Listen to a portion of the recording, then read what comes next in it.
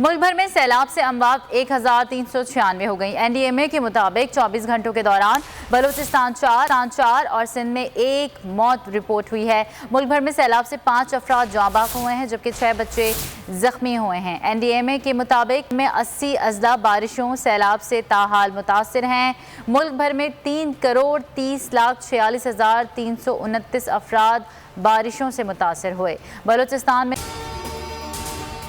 अगर आपको ये वीडियो पसंद आई तो लाइक पर क्लिक कीजिए। 266 और पंजाब में 191 अफराद सैलाब से लुक़मा अजल बने। गिलगित बल्तिस्तान में 22 और आज़ाद कश्मीर में 44 अफराद जाँ बहक हुए। खैबर पख्तूनख्वा में जाँ बहक अफराद की तादाद 293 है। NDMA ने ये अदाद-ओ-शुमार जारी किए हैं।